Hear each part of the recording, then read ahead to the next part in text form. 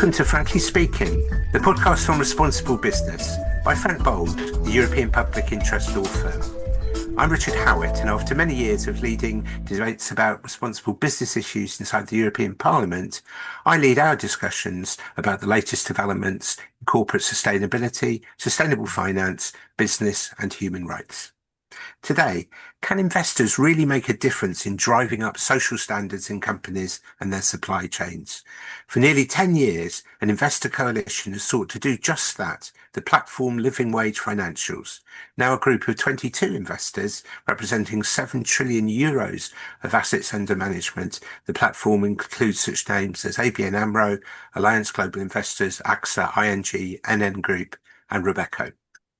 Another member is AP2, Sweden's second national pension fund, and I'm delighted joining me to discuss finance and the living wage is AP2's engagement manager and a member of the platform's steering committee, Petter Forslund. Petter, welcome to Frankly Speaking. Thank you, Richard. Lovely being here. Now, I think most of our audience will know that the living wage is different from legal minimum wages. It's a calculation of what people actually need to live for food, for energy, for housing, and for a little bit of saving. There are calculations for every country in the world of it. And before we talk about the investor role in detail, where is the world on the road to achieving living wages? Oh, that was a really good question to start it off with. I think I would be lying if I said we're on track, because we don't really have set the goal yet as to when we will actually arrive on target.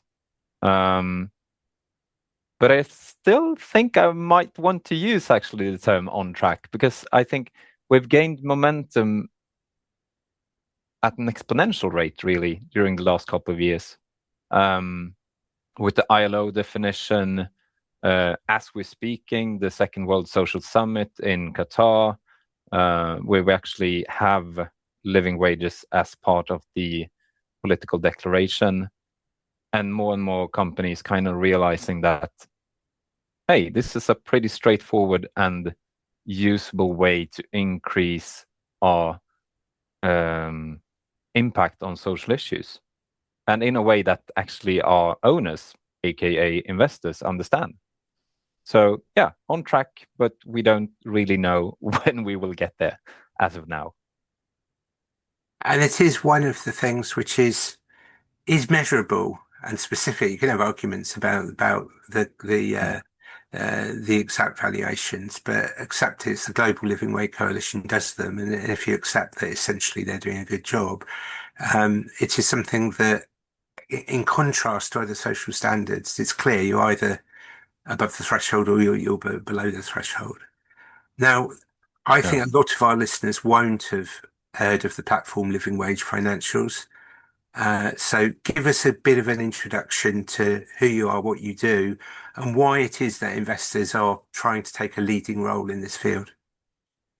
Yeah, so quick introduction of myself maybe is needed to understand why I also have this role, both within AP2, but also within the platform Living Wage Financials. So my background is in finance, and I started out with climate issues. I like numbers. I like percentage. I like to set goals, and within climate, you could do that in a tangible way. And then a couple of years ago, I kind of morphed into working with human rights, still within finance, still within the investor field.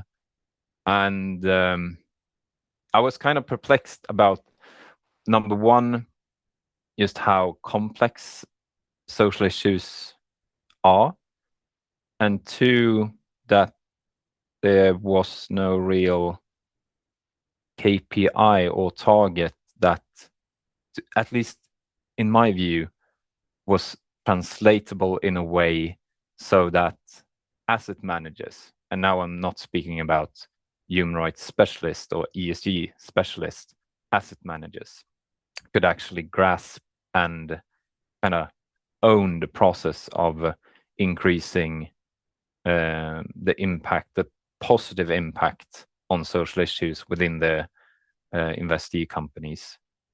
So I joined AP2 joined the platform Living Wage Financials.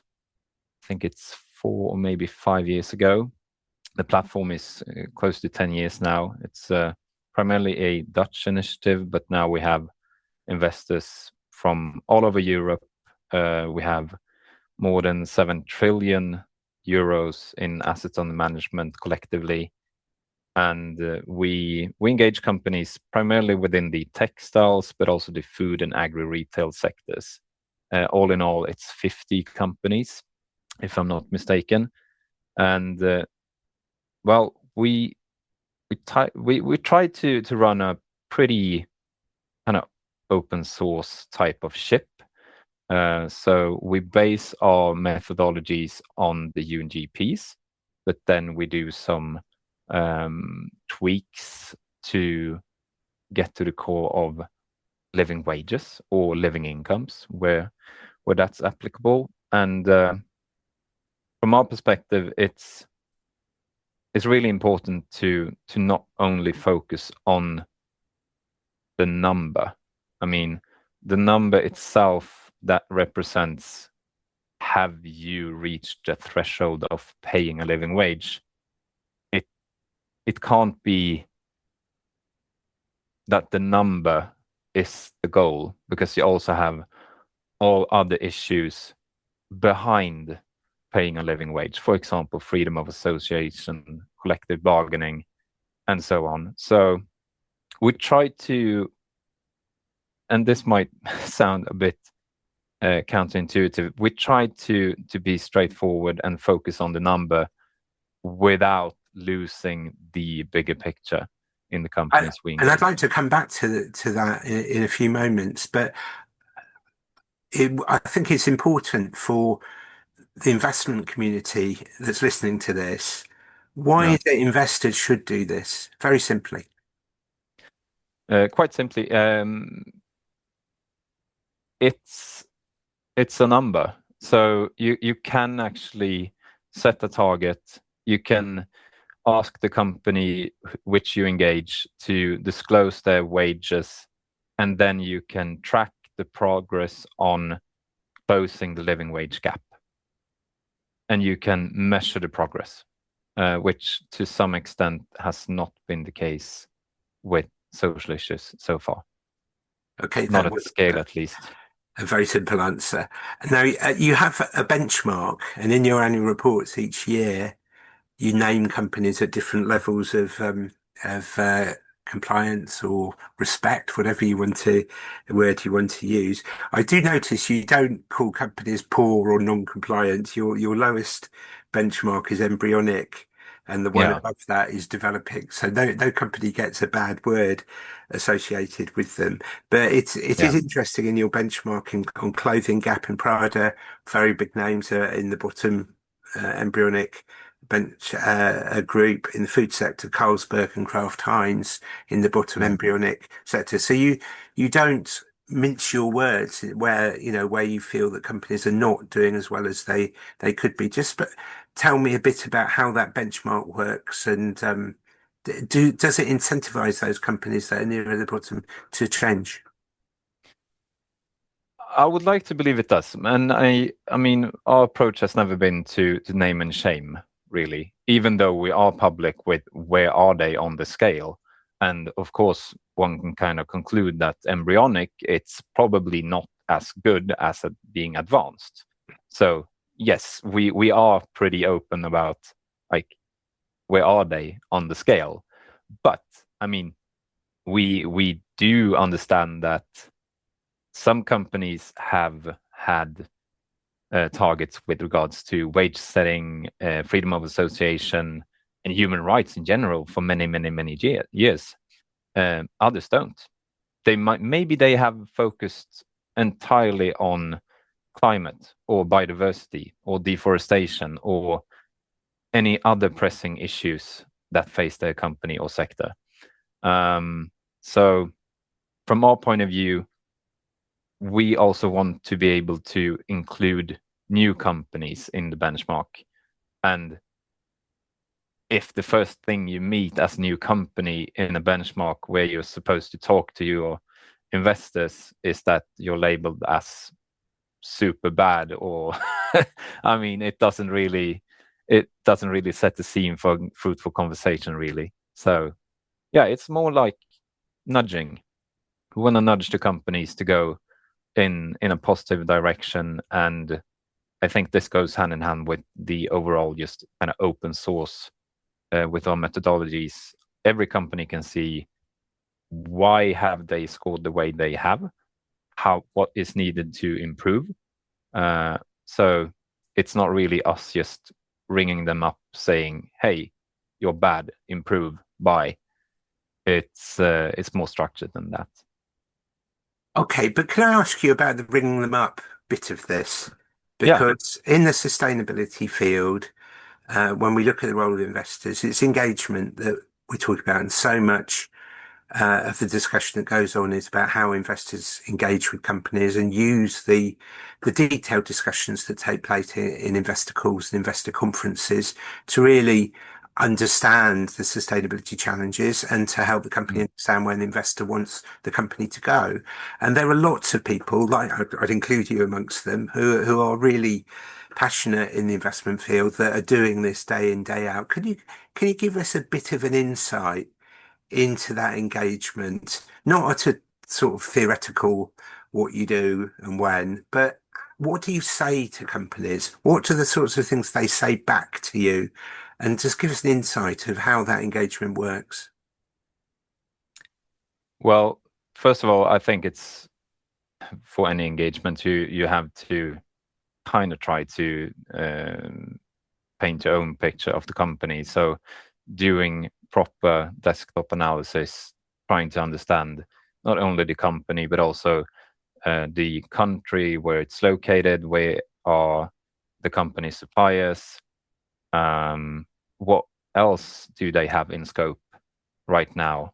How does their peers behave? What do they focus on? So kind of trying to understand their reality. After that, I mean, you schedule a call. Usually you are met either by someone from investor relations or perhaps the ESG team. And you kind of just explain that, hi, we own shares in your company. It's in our mutual interest to have those shares go up in value. We perceive some ESG issues as being actually at risk of that not happening. So we want you to improve on these specific KPIs in order to improve.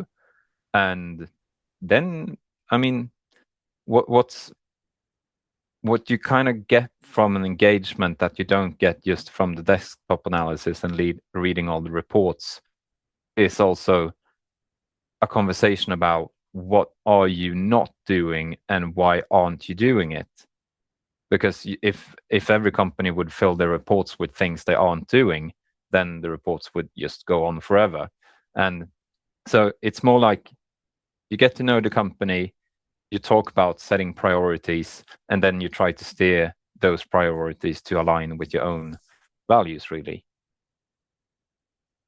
And if the dialogue doesn't work, sorry. No, please continue. Yeah, and if the dialogue doesn't work, I mean, then we first of all we have the leverage within the platform. 7 trillion euros says something. We collaborate with other investors to put additional pressure on companies to either, I mean, it could be such a simple thing to just increase transparency regarding the reporting, or we could just go to the AGMs and speak, or we could file a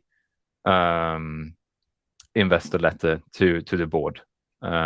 So, and I mean, as I mentioned, we want to behave as the UNGP really wants investors to behave. So for us, I would almost say as a collective, but especially from AP2's perspective, divestment is the final decision.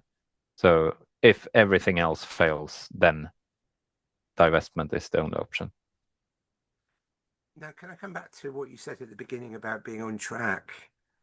I Yeah. rather agree with you, by the way, in terms of the extra focus, attention, momentum on the issue, Yeah. it rising up the priority list. But when you look at the annual reports of platform living wage financials, there's a bit of we're not making as much progress as we should be, particularly in the food production and food retail sector this year. Your annual report says that the gap isn't being closed, even amongst the own employees of the companies. So forgetting the supply chains, the beneath living wages are being paid by those companies, and the gap's not shortening.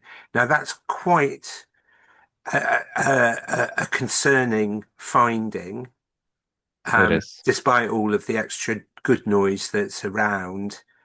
So how are you and your fellow investors responding to that? I think you're changing your methodology a bit, but tell Yeah. me whether through that or in other means how you're responding to that. Yeah, and maybe that's one point to really address. The methodology is changing.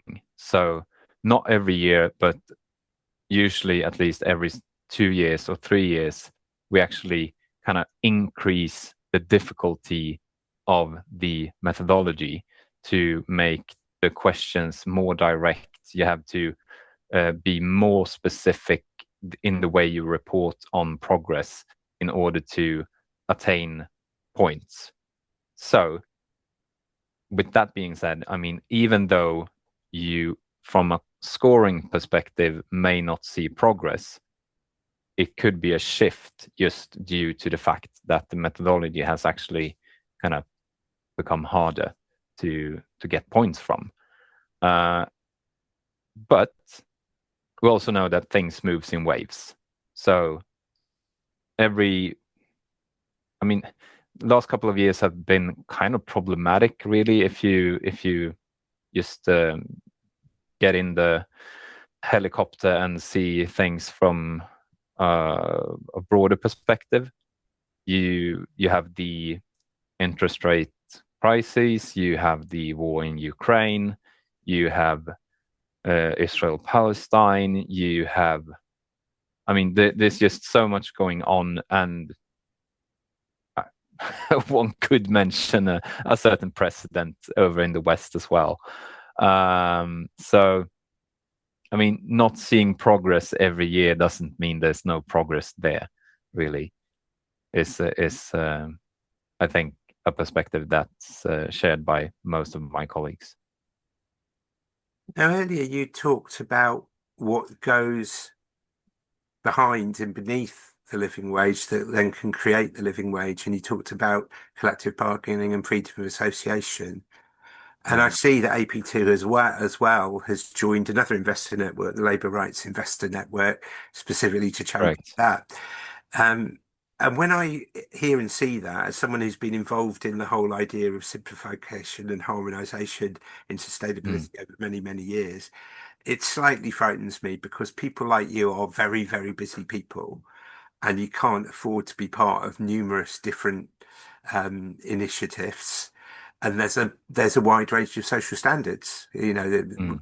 Obviously occupational health and safety standards, issues around diversity, and before you even go on to affected communities, are you going to set up a different investor coalition for every one of those? How can investors perhaps become more holistic in driving social standards, or perhaps it's unrealistic and it's better for investors to focus where numbers can be measured, as in the living wage? How do you respond to all of that?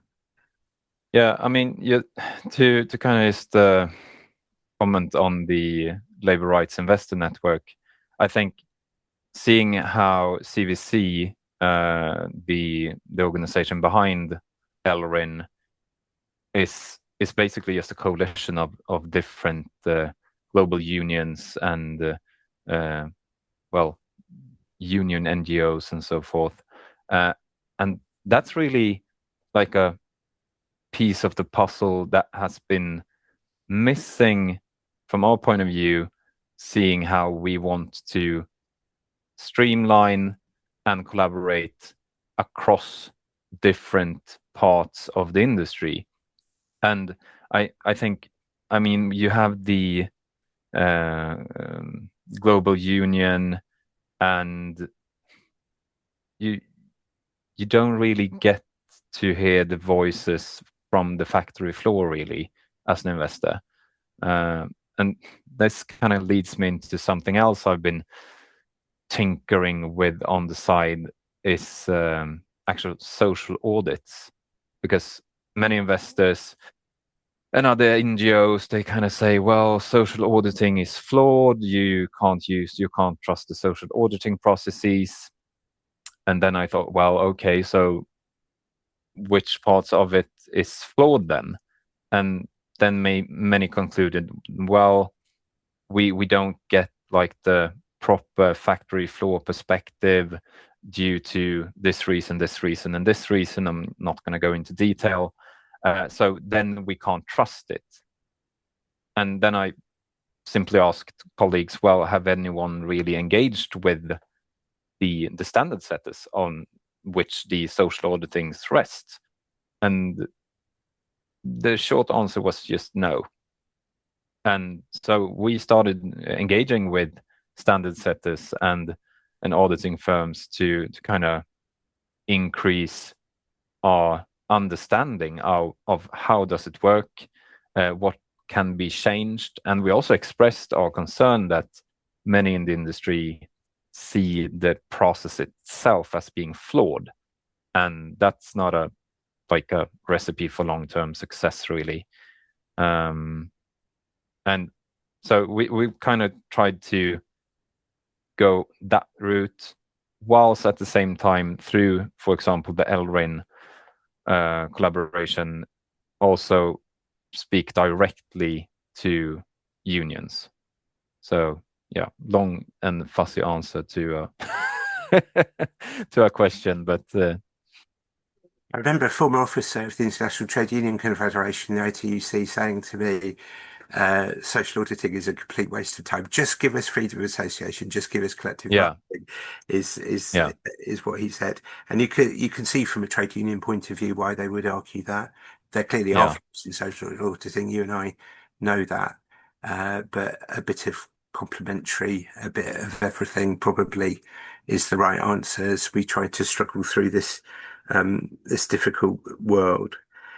You said earlier, Petter, that you got experience in climate investment in previous roles, and I think it's probably uncontroversial to say that the investor action on climate has made a real difference. You know, the number of companies that have put out net zero pledges, the number of companies that have climate transition plans, the measurement of GHG emissions, and there is a downward pathway for many companies. And investor pressure has definitely been part of delivering that. Maybe not all of it, but part of it.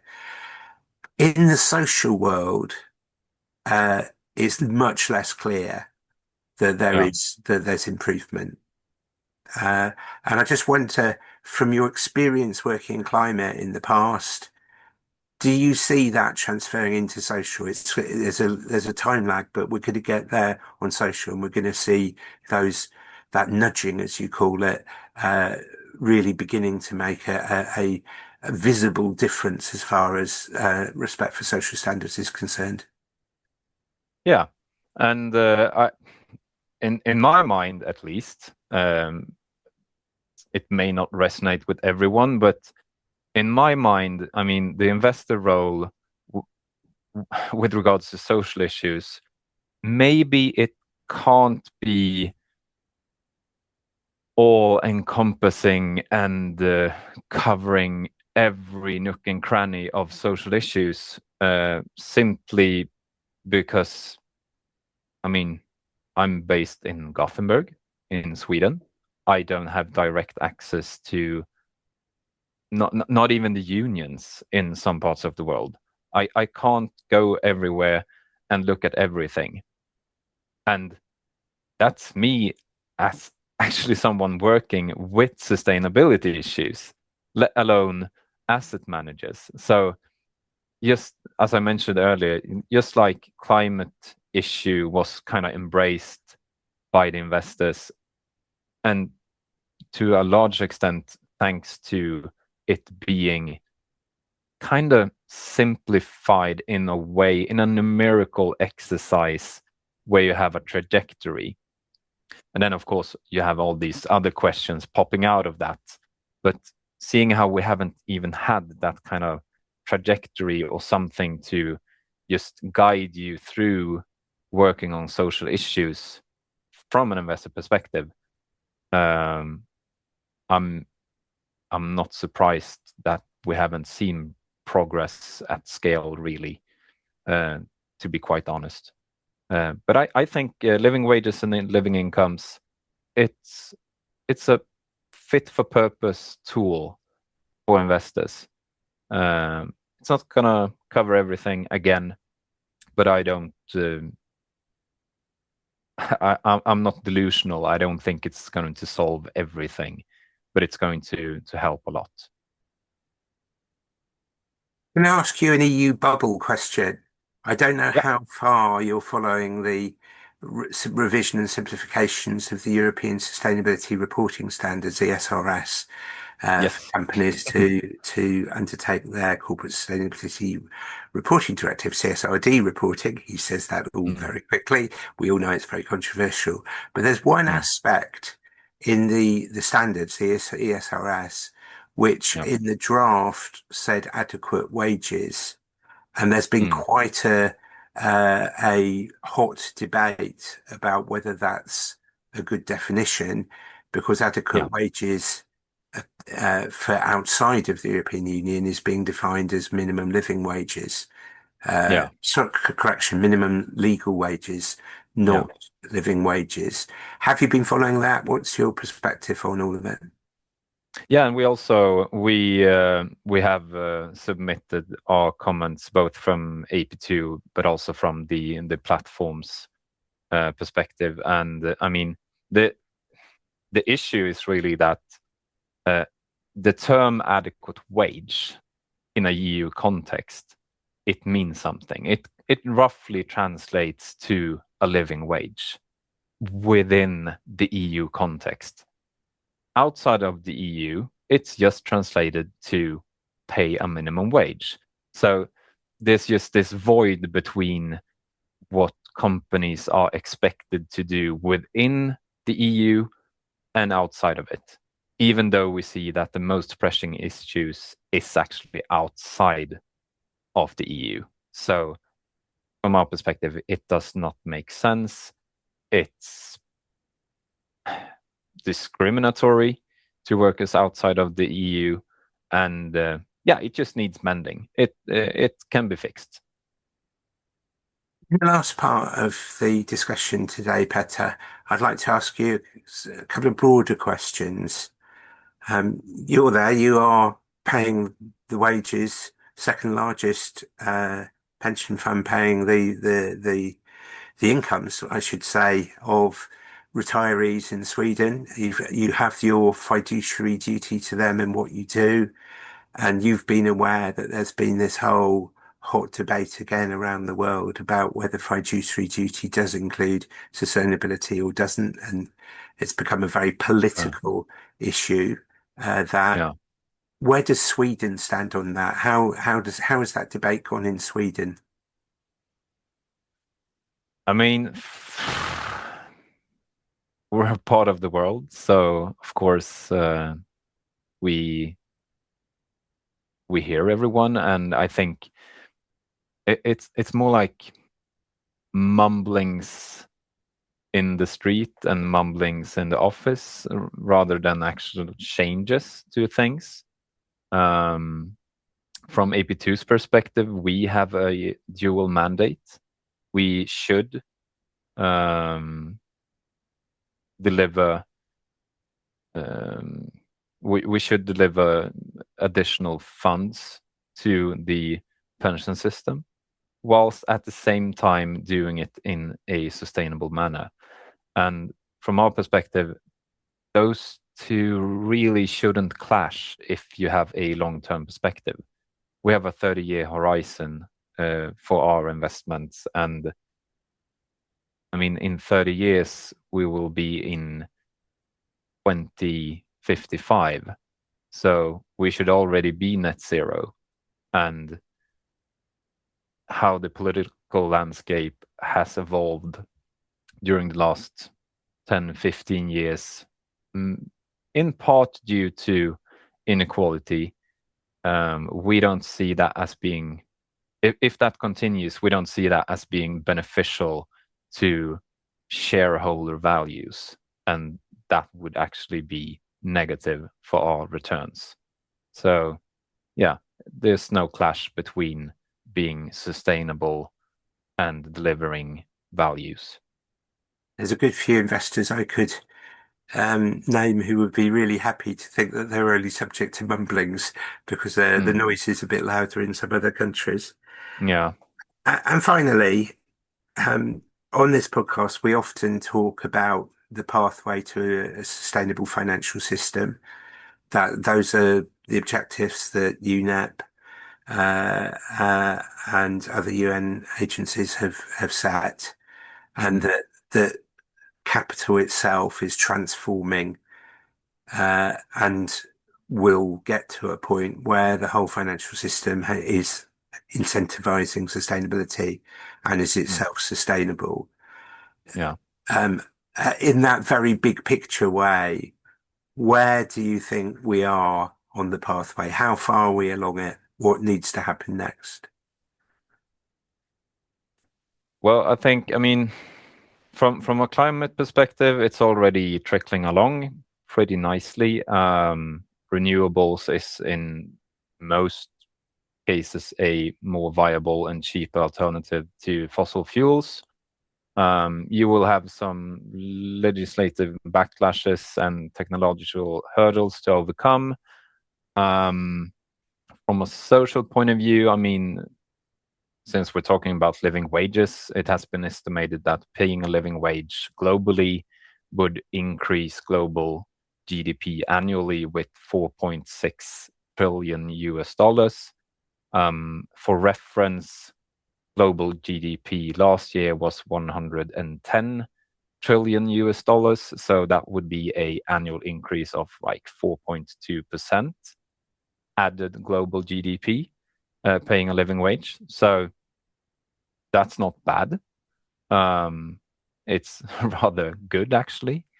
So I think we have some policy hurdles to really make a big dent with in terms of social issues, which is kind of being worked on as we speak. Actually, we have the Second World Social Summit in Qatar as we speak. I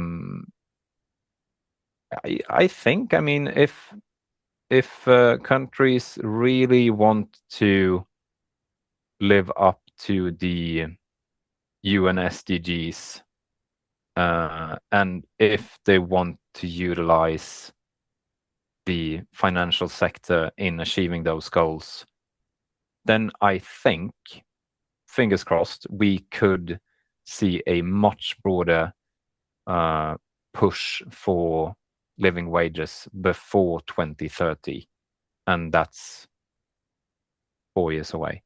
So yeah, near term. What makes you optimistic? Just the momentum and the added focus on living wages from the financial sector, and actually seeing companies kind of embrace it.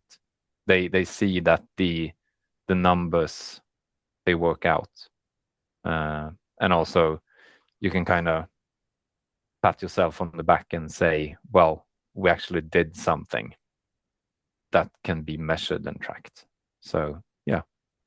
Well, you are doing something, you and your fellow investors. Thank you for giving an insight into that today. Sadly, we've come to the end of our time on our podcast. In the podcast, we've heard that the investor role is they like numbers, and the living wage is very much a clear number which they can support with the background of the UN Guiding Principles on Businesses and Human Rights. We've heard that the benchmark does incentivize companies, but perhaps it's a nudge and not more than that. But we've had an insight into the engagement that takes place between investors and companies, and the fact that there are real alternatives for investors to take action with divestment only as the last resort. We've heard the dilemmas between social auditing and trade union freedoms, and trying to ensure that this all reaches the factory level. No easy answers on that. And we've heard how the original draft of the revised European Sustainability Reporting Standards is discriminatory in dealing with adequate wages from outside the European Union, and how AP2 and other investors are lobbying for that to be changed. When I asked Petter if he thought that the debates about fiduciary duty, including or not including sustainability, affected him in Sweden, he said it was just mumblings there. But he also said that for a pension fund like his, there really is no clash between the duty to the retirees and shareholder value over 30 years, taking into account the sorts of challenges that exist in the sustainability world. He also said that before 2030, there could be a 4.6 billion US dollar injection into the world economy if living wages were paid. And that was indeed an optimistic finish to our discussion. Thank you very much to Petter Forslund for joining us today. Thank you, Richard. Lovely speaking to you. You've been listening to Frankly Speaking, the Frank Bold podcast on responsible business. Find out more about Frank Bold's Responsible Companies section on LinkedIn, where you can also give us feedback on today's episode, which you can also do by commenting via your podcast provider, where we hope you will share the conversation and give this podcast a 5-star rating. And remember, you can watch us on our YouTube channel too. Thank you again to Petter and to all of you for listening. Do join us next time, and goodbye.